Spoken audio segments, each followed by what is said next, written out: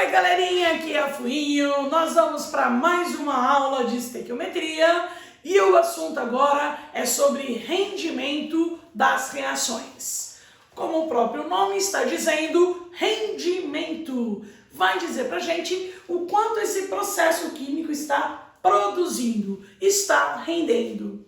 Muito bem, quando a gente tem uma reação, como por exemplo essa, nitrogênio reagindo com hidrogênio formando NH3, nós já temos quantidades envolvidas. E as quantidades, se nós utilizarmos o processo, vou colocar aqui embaixo, a proporção dele, N2 gasoso com 3H2 gasoso, formando 2NH3 gasoso.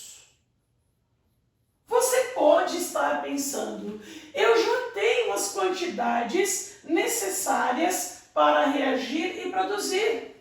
Então, aqui está dizendo que se utilizarmos 1 mol de nitrogênio, 3 mols de hidrogênio gasoso, isto deve render, olha o nome, rendimento, render, produzir 2 mols de NH3.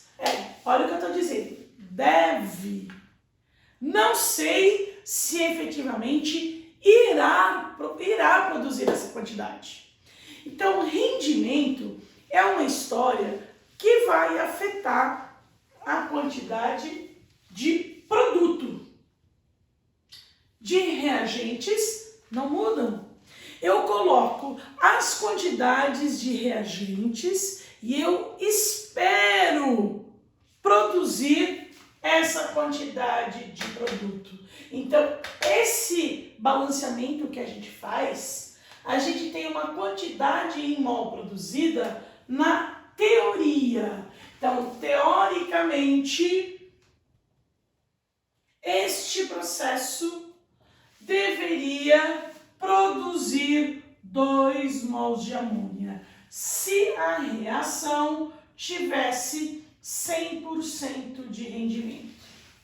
Mas nem sempre na prática isso acontece.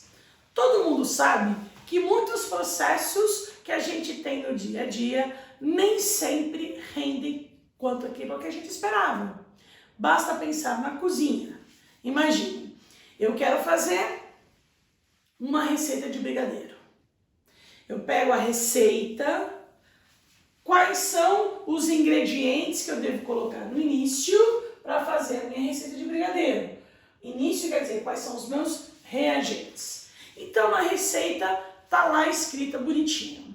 Você vai utilizar uma lata de leite condensado, vai utilizar 2 colheres de achocolatado, vai colocar 1 colher de manteiga e deve render 40 unidades de brigadeiro. Pois bem, eu vou lá, coloco todos os ingredientes, 1 lata de leite condensado, 2 colheres de achocolatado, 1 de margarina, faço o brigadeiro, começo a enrolar do tamanho que está lá, bonitinho, colocado na receita e de repente não rende os 40 brigadeiros. Então você pode estar pensando, como assim não rendeu? Estava escrito que deveria dar 40 brigadeiros desse tamanho. O que aconteceu? 2 possibilidades. Ou você comeu o brigadeiro, olha, essa é uma grande possibilidade, uma delícia, mas se não foi isso que aconteceu, por que será que não rendeu tudo aquilo que eu esperava? Porque muitas vezes os processos você tem perdas. Nem sempre o processo químico, a reação química, a receita de bolo é uma reação química, vai ter um rendimento de 100%. Então, se não deu 40 brigadeiros, e eu não comi o brigadeiro, tá? Ó, não comi. Por que não deu? Eu coloquei menos leite condensado, menos ingredientes? Não. Eu coloquei os reagentes naquelas quantidades indicadas. Só não rendeu os 40 brigadeiros porque o processo, a reação, aconteceu com um rendimento menor que 100%. Então, toda vez que eu tiver um rendimento menor que 100%, o que vai acontecer na prática? Na prática, a gente continua colocando os reagentes da mesma maneira, 1 mol de nitrogênio, 3 mols de hidrogênio, só que não vai conseguir produzir aquela quantidade esperada. Então, a gente só vai mudar a quantidade do produto. Então, o cálculo estequiométrico com rendimento é o mesmo cálculo estequiométrico feito até agora, com uma diferença. Você vai chegar aqui no produto, vai colocar o rendimento que vai ser dado no processo antes do seu produto, da quantidade do produto. Mais ou menos assim. Vou colocar essa questão aqui, que não está pronta ainda, só para a gente imaginar. No processo, que é esse que está aqui, qual vai ser a quantidade de NH3 produzida em mol? Então, em mol, aquela lá, bonitona, ao serem utilizados 140 gramas de nitrogênio, veja que eu não coloquei o rendimento. Então, nós poderíamos calcular sem o rendimento normal aqui, sem isso, porque não está falando de rendimento. Quando não fala de rendimento, nós estamos na teoria, supondo que esse processo tenha um rendimento de 100%. Então, olha, qual é a quantidade de NH3 produzido? Esse aqui, quantidade em mol. Então, quantos mols de NH3 vou produzir? Não sei. Ao serem utilizados 140 gramas de nitrogênio. Então, aqui, 140 gramas. Como não tem rendimento, você espera um rendimento de 100%. Eu estou na teoria. Então, a proporção, eu começo normal. 1 para 2. Então, 1 mol de N2 produz 2 mols de NH3. Veja que eu não falei de rendimento. Aí eu calculo seguindo as regras que a gente já se acostumou. 1 mol de nitrogênio, se eu passar para a massa, nitrogênio é 14 vezes 2, equivale a massa de 28 gramas. 28 gramas produz 2 mols de NH3. Se eu usar 140 gramas, deve produzir X. Isso dá o quê? 5 vezes mais. Então, aqui, o X, 5 vezes mais, 10 mols de NH3. Certinho? Normal. Então, se quiser resolver o exercício assim, não tem problema nenhum. Agora a pergunta é, Fuinho, você não falou de rendimento? Que os processos, na maioria, não têm rendimento de 100%? É verdade? Vamos dizer que isso daqui eu dê apenas uma modificada. Olha, bem pouquinho. Começa igual no processo, qual é a quantidade de NH3 produzida? Ao ser utilizado 140 gramas de N2, considerando que este processo tenha um rendimento de 80%. Então, a gente vê pequenas mudanças ali na hora de dizer, de falar sobre rendimento numa questão. Você tem, se tiver um rendimento inferior a 100%, duas maneiras para resolver. A primeira é começar como se não tivesse nada de rendimento de 80%. Você faz normalmente e depois, no final, você adequa a quantidade. Então, você faz em duas etapas. A primeira seria essa, 10 mols de NH3. Aí você faz do lado. Olha, esses 10 mols eu estaria produzindo se a reação tivesse 100% de rendimento. Como o rendimento que foi falado é apenas de 80% de rendimento, não vai render tudo isso, vai abaixar e vai render apenas 8 mols de NH3. Então a gente conserta no finalzinho, faz uma etapa normal, eu não mexi com rendimento, aqui eu estou supondo 100% de rendimento, depois eu conserto para 80%.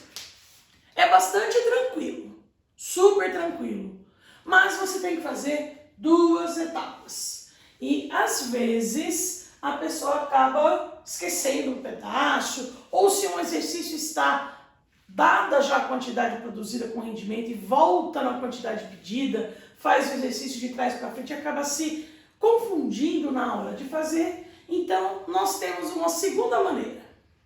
A segunda maneira, no lugar de começarmos já 1 mol está para 2, na prática, se eu tenho um rendimento menor do que 100%, olha o que eu coloquei aqui na minha lousa.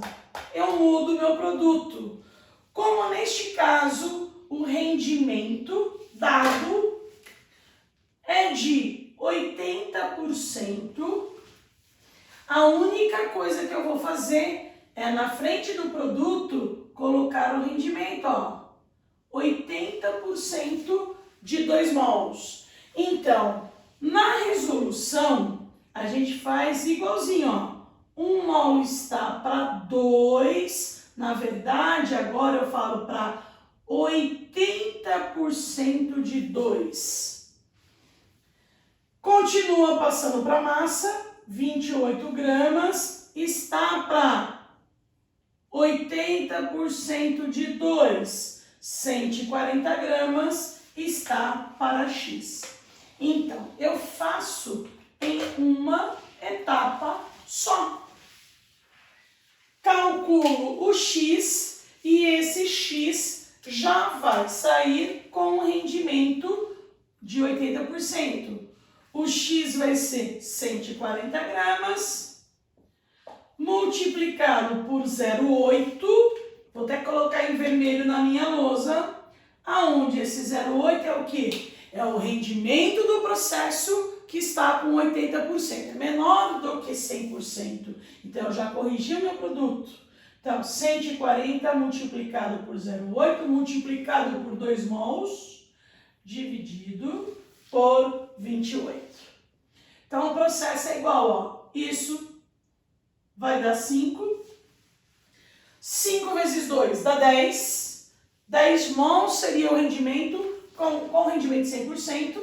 Nesse caso vai ser 10 vezes 0,8, portanto, 8 mols de NH3 serão produzidos se essa reação tiver um rendimento de 80%.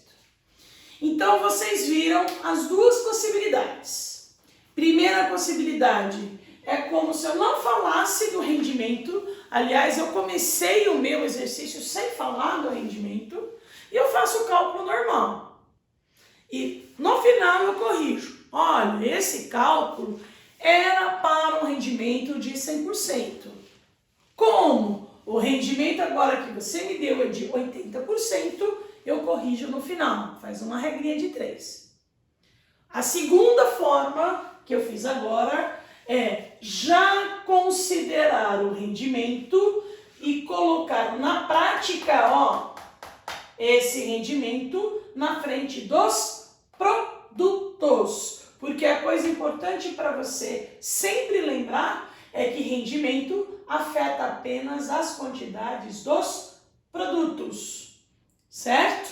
Então, é isso que nós temos para falar sobre rendimento. E é uma coisa muito comum no nosso dia a dia, já que nos processos a gente sempre tem perdas. Todo mundo está acostumado a ver esses rendimentos menores do que 100% no dia a dia. Pense no seu carro. Você pega um carro, pode estar dizendo na concessionária que com 1 litro de combustível, por exemplo, com etanol, ou com gasolina, o que você quiser, com 1 litro de gasolina esse carro faz 20 quilômetros. 20 quilômetros com 1 litro de gasolina. Você pega esse carro zero, coloca 1 litro de gasolina e sai rodar com ele. Só com 1 litro. Então você colocou o reagente na quantidade que foi indicado, mas possivelmente, com grandes chances, você não vai rodar os 20 quilômetros. Dependendo da situação, às vezes dê lá 18 quilômetros, 17, 15, 10, não sei. Então você fala, nossa, o meu carro não está rendendo. O que está acontecendo? Tem algum processo lá naquela reação de combustão no carro que não faz render como esperava. Então, esperada era teoria. Rendimento total nem sempre acontece. Ok? Então, a partir daí nós temos toda a parte de estequiometria. Já vimos vários outros tópicos falando de casos de excesso de reagentes, de pureza, de reações consecutivas e hoje completamos com rendimento de reações. Fiquem bem, um abraço e bons trabalhos!